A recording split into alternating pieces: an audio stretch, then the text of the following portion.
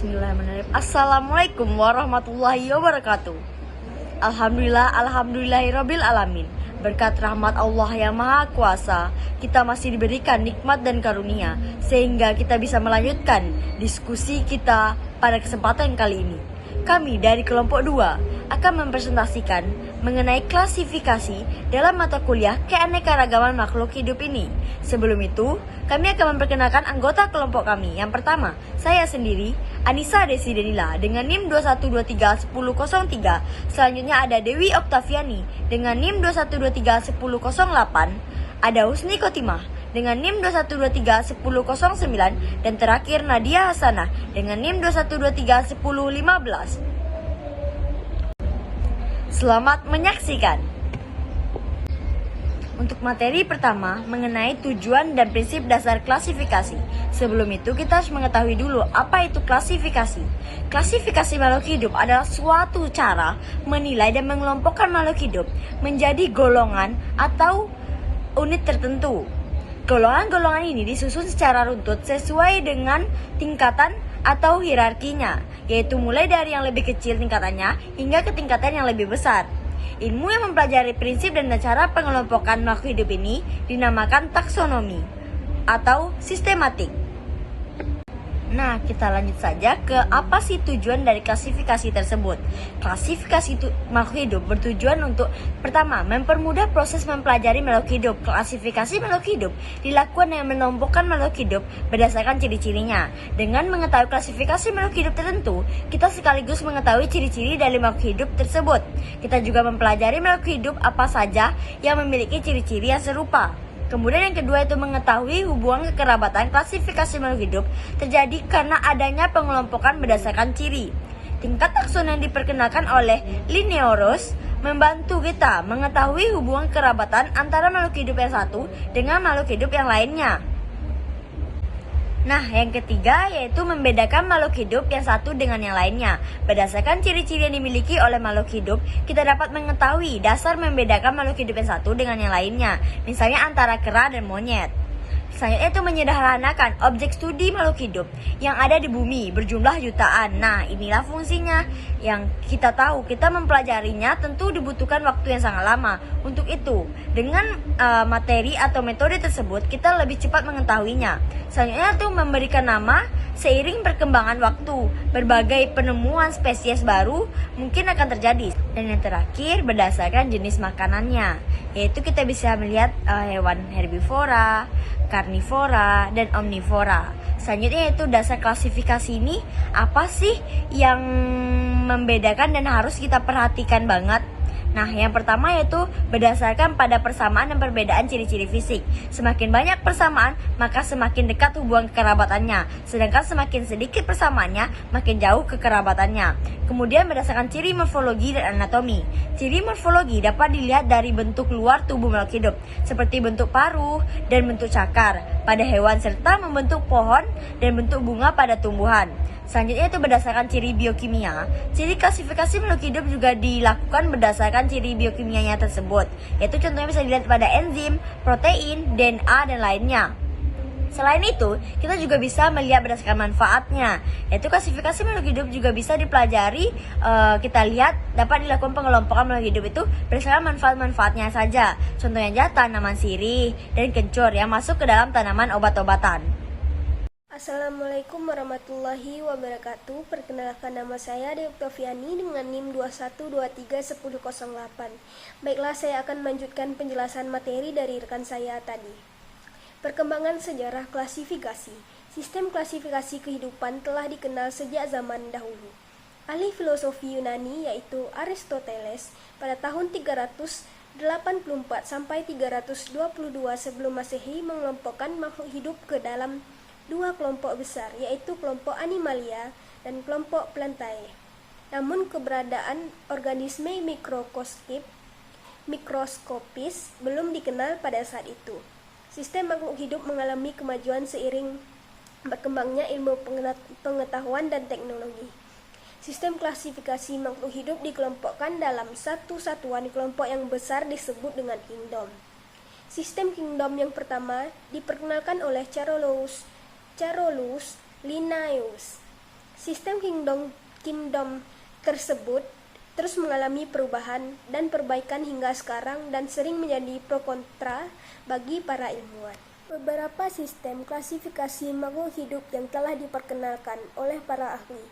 Yang pertama, sistem dua kingdom. Pertama kali dikemukakan oleh filsuf yang berasal dari Yunani, yaitu Aristoteles. Pada zaman tersebut, mikroorganisme yang belum diketahui sehingga Aristoteles hanya membagi makhluk hidup menjadi dua kelompok saja, yakni hewan dan tumbuhan. Selang beberapa abad setelahnya, seorang ilmuwan berasal dari Swedia, C. Linnaeus, mulai memperkenalkan sistem klasifikasi modern pada tahun 1735. Organisme uniseluler sudah ditemukan pada saat itu, namun belum diklasifikasi. Selanjutnya, kelebihan dan kelemahan sistem klasifikasi Carolus Linnaeus. Yang pertama, kelebihan sistem ini pada saat itu adalah mampu menggolongkan dua kelompok besar makhluk hidup di bumi berdasarkan karakter fisiknya, yaitu tumbuhan dan hewan. Dan juga kedua kingdom ini merupakan kunci atau pengarah utama menuju model-model kingdom lainnya. Selanjutnya, kelemahannya adalah penggolongan ini masih terlalu umum dan kurang spesifik, sehingga terdapat beberapa makhluk hidup lainnya yang tidak dapat digolongkan ke dalam kedua kingdom ini. Selanjutnya, sistem tiga kingdom. Sistem ini dikembangkan oleh ahli biologi Jerman yang bernama Ernst Haeckel pada tahun 1866. Menurutnya, makhluk hidup dibagi menjadi tiga kingdom. Yang pertama, kingdom animalia. Yang kedua, kingdom plantae, dan yang ketiga, kingdom protista. Kingdom protista dengan ciri-ciri uniseluler.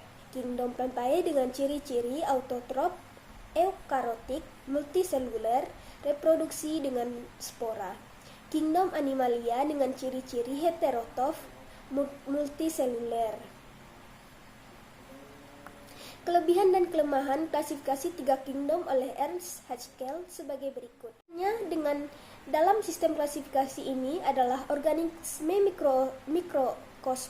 mikroskopis bersel satu atau multiseluler sederhana dikelompokkan ke dalam kingdom tersendiri dan berbeda dari animalia dan plantae.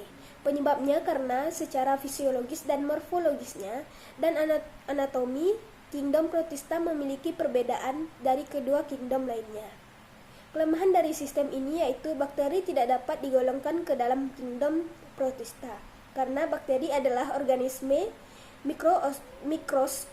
mikroskopis yang tidak memiliki inti sel, sehingga pengelompokan kingdom ini kurang sempurna. Sistem 4 kingdom. Sistem ini dikembangkan oleh ahli Amerika biologi yaitu Herbert Copeland tahun 1956. Makhluk hidup dibagi menjadi 4 kingdom menurutnya, yaitu kingdom animalia, kingdom plantae, kingdom protista, kingdom monera. Kelebihan dan kelemahan sistem klasifikasi 4 kingdom ini. Kelebihannya itu sistem klasifikasi 4 kingdom oleh Copeland ini adalah sudah mampu membedakan antara organisme prokariotik dan eukariotik, sehingga masing-masing dikelompokkan dalam kingdom yang berbeda. Kelemahannya adalah belum bisa membedakan antara jamur fungi dengan tumbuhan, karena fungi atau jamur bukan organisme autotrof layaknya tumbuhan, melainkan organisme heterotrof, yaitu tidak dapat mensintesiskan makanannya sendiri.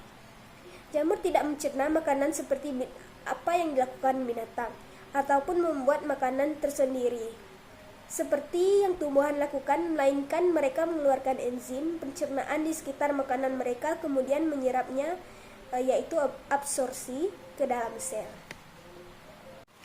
Digolongkan ke dalam kingdom tersendiri karena jamur tidak mencerna makanan seperti apa yang dilakukan hewan, ataupun membuat makanan sendiri seperti yang dilakukan tumbuhan, melainkan mereka mengeluarkan enzim pencernaan di sekitar makanan mereka dan kemudian menyerapnya ke dalam sel. Begitu juga perbedaannya dengan monera. Jelas terlihat bahwa kingdom fungi merupakan jenis sistem 5 kingdom. Sistem ini dikembangkan oleh ahli biologi Amerika Robert H. Whittaker tahun 1969. Makhluk hidup dibagi menjadi 5 kingdom, yaitu Kingdom Monera, Kingdom Protista, Kingdom Fungi, Kingdom Plantae, dan Kingdom Animalia. Kelebihan dan kelemahan klarifikasi 5 kingdom ini adalah kelebihannya. Sistem ini adalah jamur di jenis organisme eukariotik dan bukan prokariotik. Kelemahan sistem ini adalah belum mampu mendefinisikan Kingdom Monera secara tepat, sehingga di dalam kelompok Kingdom Monera tersendiri masih memiliki perbedaan yang cukup signifikan, baik dalam hal RNA polimerase, RNA. Selanjutnya, sistem 6 kingdom. Pada tahun 1970-an, seorang mikrobiologi bernama Charles Walsh dan peneliti lainnya dari University of Illinois, menurutnya, dia menemukan mengelompokkan kingdom berdasarkan Kingdom Animalia, Kingdom Plantae, Kingdom Protista, Kingdom Mycota, dan Kingdom Eubacteria, serta Kingdom Archaebacteria. Kelebihan dan kelemahan sistem klasifikasi 6 kingdom adalah sebagai berikut. Kelebihannya adalah sistem ini mampu menjelaskan Kingdom Monera secara signifikan bagi Kingdom Monera. Kelemahannya, sistem ini pada dasarnya tidak ada, namun bagi beberapa pakar ilmuwan sering menjadi pro dan kontra karena Kingdom Monera merupakan kingdom yang sudah mencakup bakteria dan eubakteria dibagi lagi. Selanjutnya, sistem 7 kingdom.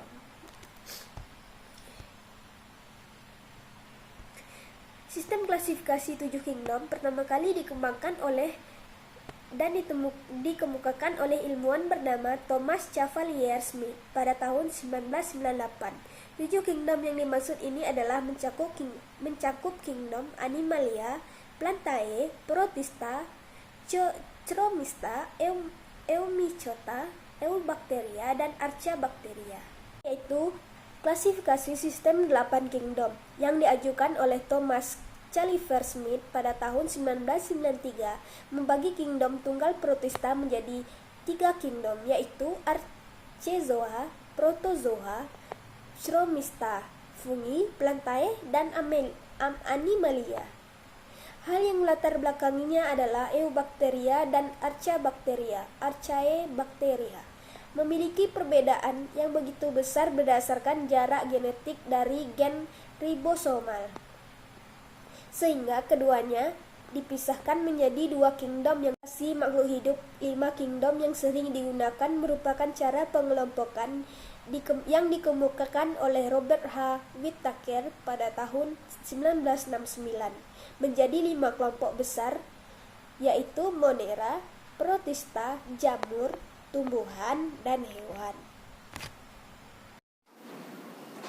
Baiklah, saya Husnia Khotimah dengan nomor NIM 21231009 akan melanjutkan pembacaan materi selanjutnya, yaitu tingkatan taksom dalam klasifikasi makhluk hidup.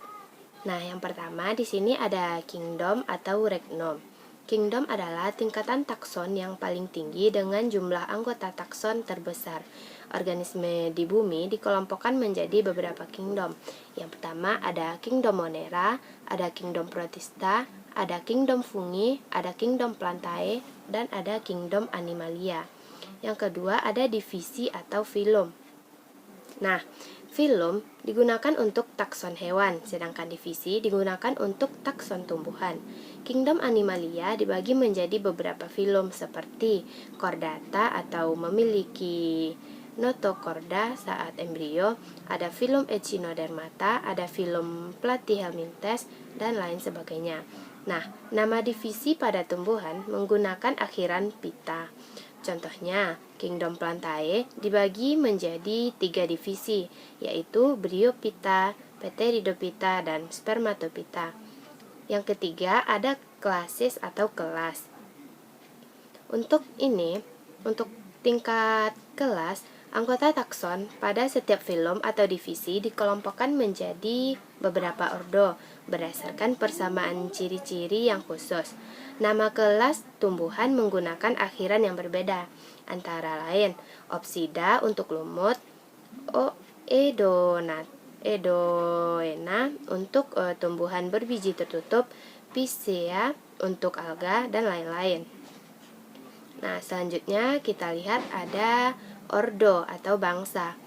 Anggota takson pada setiap kelas dikelompokkan lagi menjadi ordo berdasarkan persamaan ciri-ciri yang khusus. Nama ordo pada takson tumbuhan umumnya menggunakan akhiran ales. Sebagai contoh, kelas Dicotyledonae dibagi menjadi beberapa ordo, antara lain Solanales, Cucurbitales, Rosales, Malvales, dan lain sebagainya. Nah, tingkatan yang kelima yaitu familia. Anggota takson setiap ordo diklasifikasikan menjadi beberapa famili berdasarkan persamaan ciri-ciri tertentu. Famili berasal dari bahasa Latin familia. Nama famili pada tumbuhan umumnya menggunakan akhiran aceae. Misalnya, Compositae, yaitu nama lain dari Asteraceae, Graminae, nama lain dari Poaceae. Sementara itu, nama famili pada hewan umumnya menggunakan akhiran kata idea. Misalnya, Hominidea atau manusia, Felidea atau kucing, dan Canidea atau anjing. Tingkatan yang keenam ada genus. Anggota takson setiap famili dikelompokkan lagi menjadi beberapa genus berdasarkan persamaan ciri-ciri tertentu yang lebih khusus. Kaidah penulisan nama genus ialah menggunakan huruf kapital pada kata pertama dan dicetak miring atau digaris bawahi. Sebagai contoh, Poaceae terdiri dari genus Zea atau jagung, Triticum atau gandum, Saccharum atau tabu, dan Oryzae padi-padian. Nah, tingkatan yang terakhir yaitu spesies. Spesies adalah tingkatan takson paling rendah. Anggota takson spesies memiliki persamaan ciri paling banyak dan terdiri atas organisme yang bila perkawinan secara alamiah melakukan dapat menghasilkan keturunan yang fertil atau subur. Nama spesies terdiri dari dua kata. Kata pertama menunjukkan nama genusnya dan kata kedua menunjukkan nama spesifiknya. Sebagai contoh, pada genus Rosa terdapat spesies Rosa multiflora, Rosa canina, Rosa gigantea, Rosa alba, Rosa rugosa, dan Rosa dumalis.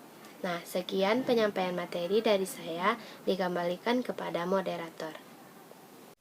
Baiklah, saya Di Oktaviani mengambil alih dari moderator, mengucapkan terima kasih telah menonton video presentasi dari kelompok 2. Jika ada yang ingin ditanyakan, silakan tulis pertanyaan di WA Group atau e-learning. Kami mengucapkan terima kasih banyak. Saya akhiri, wassalamualaikum warahmatullahi wabarakatuh.